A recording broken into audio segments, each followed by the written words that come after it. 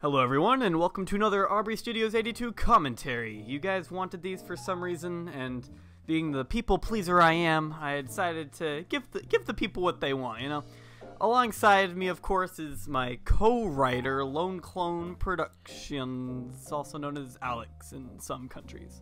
You truly are a very beneficial god, very forgiving god, giving the people what they want. I would agree, actually, but I'm very similar to Allah in a lot of ways. Of course, one could put it. The only religion of peace, by the way. You know, the God in the Quran, the Torah, and the Bible are all the same God, right? Like everyone. Yeah, well, it's they're referred to as God. Yeah. Yeah, it's the Abrahamic God, I guess, is a better way to say it. Anyway, that's kind of, we got Lego Batman time travel. What a perfect segue. Okay. Of course. We'll get into the Quran later, of course, but right now, some commentary. Tonight we've got Lego Batman Time Travel, the episode that was originally supposed to be released in August of 2016, but ended up being released at the beginning of February of this year, so a bit of an oopsie-doopsie on my part, but... Story of my life. Without further ado, I guess let's get started. Out in the aftermath of a banging inaugural. So, as I mentioned before, this came out about 5 months late, and some of that was because I was working on other projects at the time, but I also think it's because you and I actually wrote this with the intention that it was going to be around 10 to 20... Can't talk, having a stroke. It was going to be around 10 to 12 minutes long, and the script ended up being about 18 pages, so the video, in the end, in its entirety, was about 17 minutes long. Almost. So it's not really what we intended, I guess you could say. But. I mean, especially with like the topic we were doing, we just had so much to work with, you know? Yeah. Especially we didn't want anything to go to waste. Going the whole theme of like mixing the, I guess, modern Batman with classic Batman, and just like where we could go with that, kind of figuring out, kind of mimicking the plot structure of some of the Batman 66 episodes. Right. Wait, did Robin just slap his own butt? Yeah, did you? Wait, that was in the script, Alex. Come on. Wait. Oh, well, yeah, I know he slaps the other guys', but I didn't know. No, he slapped his own too. Oh, I mean, no butt is excused, Alex. Make no mistake. Okay. Laughing at our own writing, yes, but yeah, of course. Somebody has to. I've got early onset Alzheimer's. Oh man. Heyo. It's very crippling. Anyway. But, yeah, we watched a couple episodes of the 1966 Batman show as well in preparation for writing this thing. We took certain, phrases such as, like, young ward, good chum, my compatriots, and applied them into Adam's vocabulary kind of as much as possible. But, I don't know, the 1966 show is just kind of hilarious, honestly. Oh, yeah. If you go back and watch it. It's just so campy. To this day, it just still holds up. It's like, it's still enjoyable. It's great. Right. I still believe that Adam timeless. West is probably the best Batman. It's timeless in the sense that it's incredibly dated, right? Yeah, and it's just so funny. That's the beauty of like the family friendly nature of it. You know, that's what makes it so glorious, I guess. Right. And we had a blast just kind of working with that was already kind of preset, and then just adapting it to our Batman series, I guess, and having the two characters interact. So that was fun, and it was very interesting. Definitely different than anything we had done before. For sure. And of course we're working with two Batmans and two Robins. Didn't we, in the script, we didn't even refer to like 66 Batman as like Bruce or 66 Robin as Dick. We just referred to them as like Adam and Bert. I think, it was just Adam and Bert the entire time. Yeah, which is the names of the actors from the original series. We didn't want any confusion with the voice actors because, which by the way, Houston Productions did a great job as Bert, and of course, Rodney Dean voiced Adam West, and I think he did an incredible job with the impression. Oh yeah, I think that was pretty spot on. Oh, yeah. So, especially to like keep it up for all like this, because Adam West has a lot of lines in this episode. He really does. And he kept it up the entire time. And I've gotten Adam West, gotten Rodney Dean to I'm tired. Yeah, it's Adam West kind of is late. dead, so that's not gonna work anymore. Well, he wasn't dead at the time of this that's true. video That's going true. up, Alex. Come on, let's have some That's true. decency. But I've gotten Rodney Dean to voice Adam West Batman a while ago, actually, in like season 1, technically, of like, I think it was called Lego Batman Riddler and Joker Team Up or something, and it was like Batman brought back a lot of alternate versions of himself to fight crime alongside. Man. Yeah, it was like a long I don't time think I've ago. seen that. Yeah, it was years ago. It was probably 2014, 2015 when that came out. So I don't blame you if you haven't seen it. I can't even go back and watch it. But yeah, he did a great job there. And so I was going to just ask if he wanted to do it now, even though it's 2 years later. And he wrote back and he did a great job again. So Yeah. it's nice. All right, so something I was going to mention earlier is that the original line in here when Batman was like, hey, nobody beats my Robin except me, was supposed to be, hey, nobody beats my dick except me. But we figured that implication was kind of a bit much.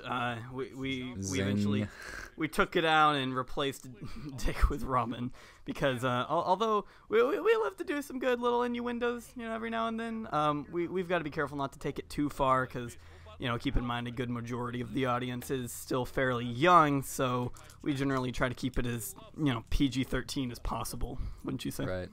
Yeah. But yeah. Outside of the rampant misogyny and racism and well, that we this put one, in here.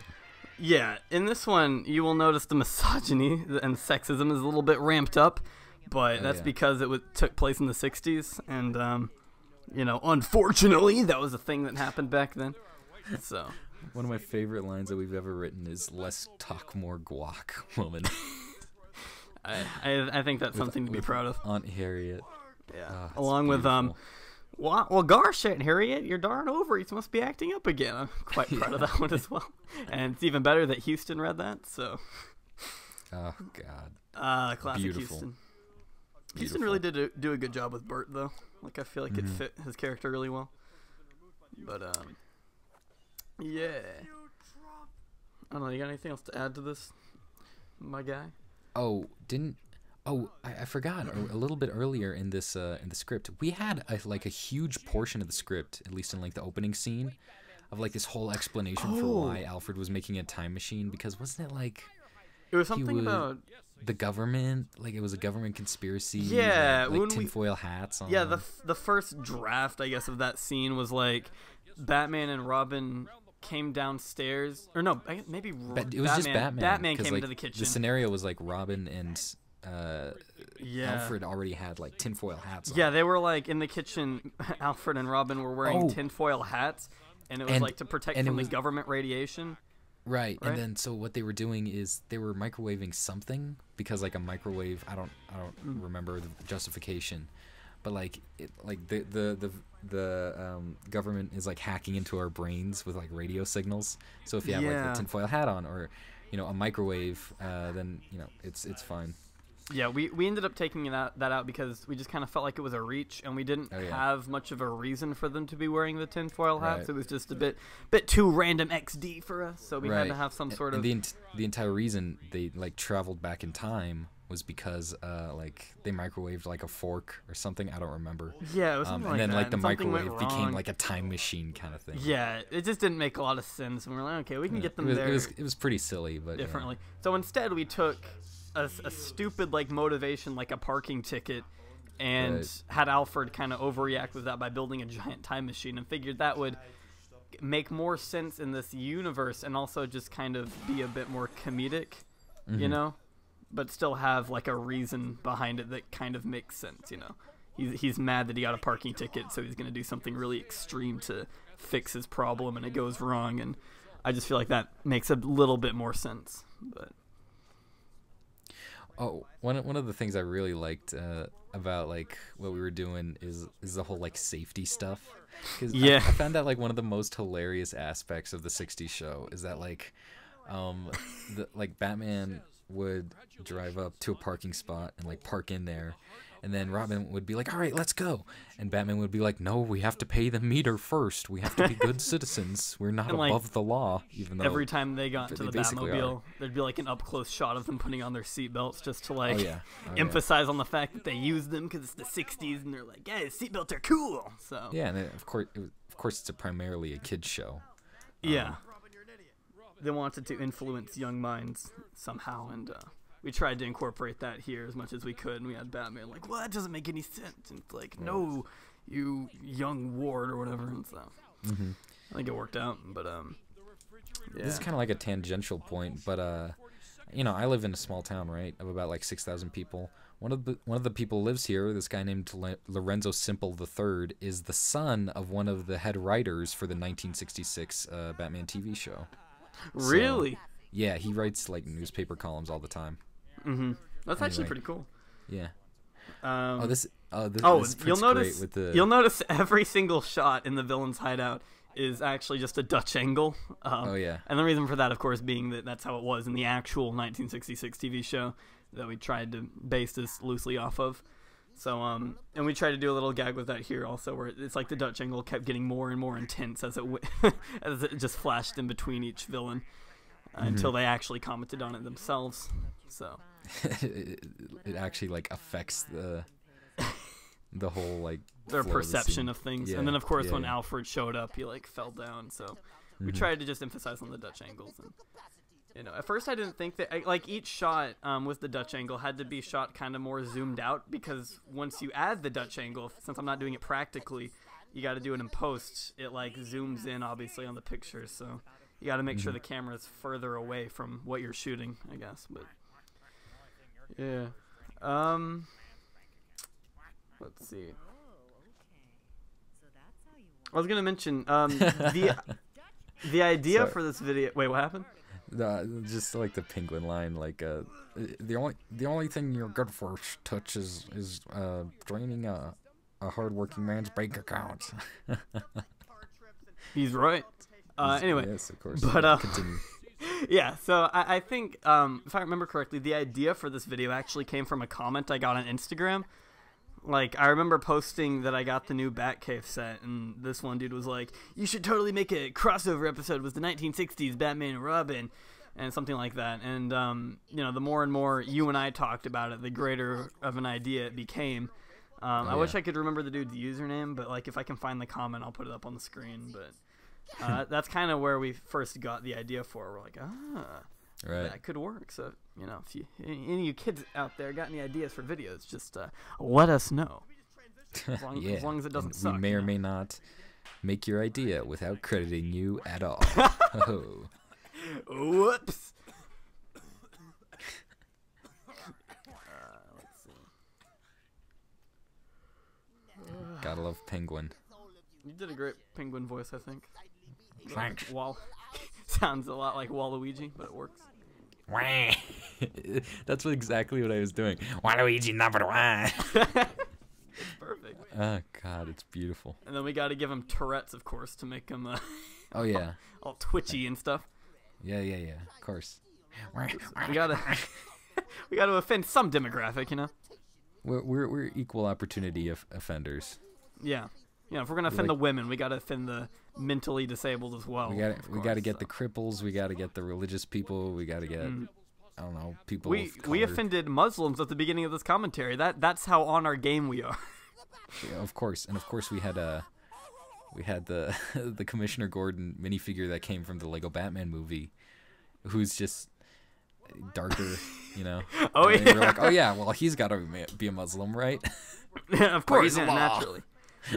Oh, speaking of Gordon, weren't we gonna make him and his partner like really gay or something? But then we Probably. decided to cut his partner out of the script because if we were gonna make a Muslim, you can't have a gay Muslim. You're living in a backwards world. You know what I'm saying? It doesn't work. Exactly. Won't work. What's his name again? Do you remember?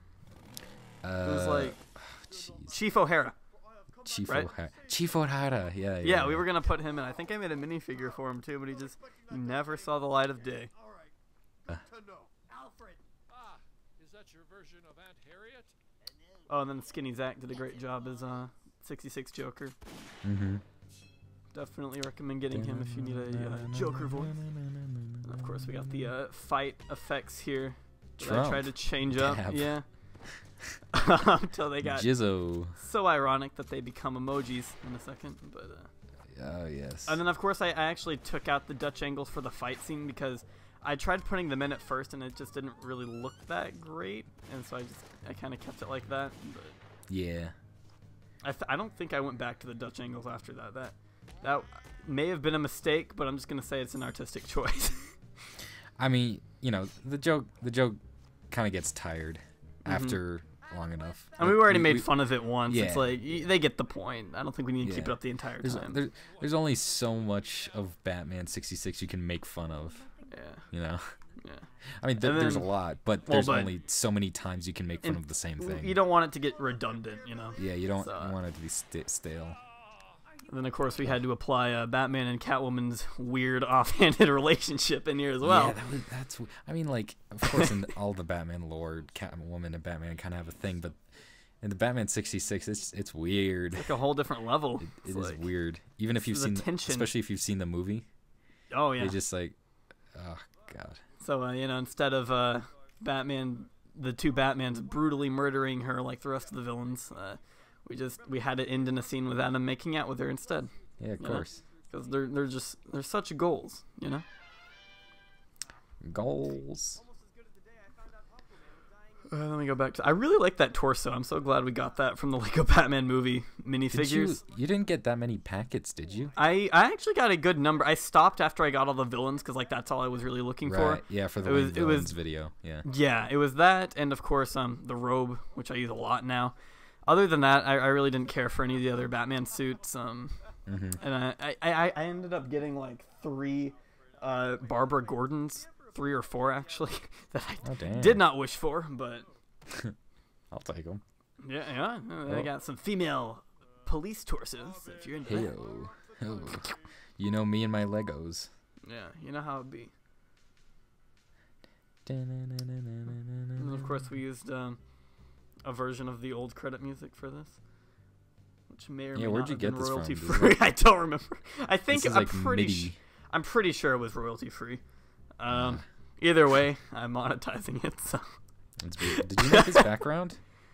No, that's actually the real one that they used in the actual show. Really? Yeah, I just went and got that. I got an HD version of it, and I was like, yeah, that works. Oh, Akash. Yeah, I gotta have the Akash cameo in this, of course. I got I had to keep the Batusi in, you know. We had to incorporate that somehow. Beautiful. I think we had. Did we have an after credit scene? We did. I think it's just more like making. Oh yeah, this is kind of highlighting their relationship. Also, I wanted to comment on Robin's G-string he's got there.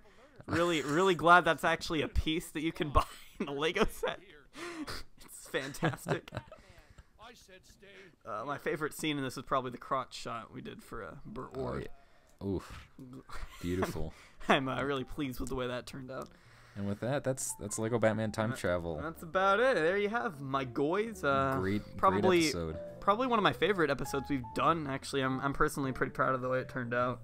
The actors did great, and for the most part, it just kind of came into place. You know, the way it turned out, or the way I envisioned it, and that's a plus. But some of the best episodes we write are some of the most kind of like out there concepts, I guess. Even though this, you know, the concept itself isn't that like crazy, but it's just it's never such been a good done concept, though. Right? Yeah, it's not really, or hasn't really been done. That's kind of what we're trying to do with season 3. I think so far every episode, for the most part, has been pretty kind of out there and idea. It's either been like something different, or like just a subversion of like other tropes, like with lame villains, you know. Yeah, that's really what we're gonna try to do with the rest of the season for sure. Yeah, just different stuff in general. Like, oh, we have an episode about Alfred getting married, you know, kind of thing. Where it's like that's weird, you know. Yeah, and it's never been done before, so that's what. And I mean, looking back on a lot of Forrest videos, which you know is obviously a big inspiration for a lot of the earlier stuff. But like, you know, some of the most memorable videos there that he's made are some of the weirder concepts as well, like the sidecar and, you know, Joker's team up. Joker's that one was team very up. original. Yeah. So just kind of stuff like that. I Anyway. think that makes you stand out from the rest, I guess, but Exactly. I don't know. Anyway, but yeah, so I think we're going to leave it there, but thank you for watching. Feel free to check out some more of the commentaries. We're going to start doing these with the new Season 3 episodes, and of course, subscribe to Akash Leica Productions. Subscribe to Lone Clone Productions.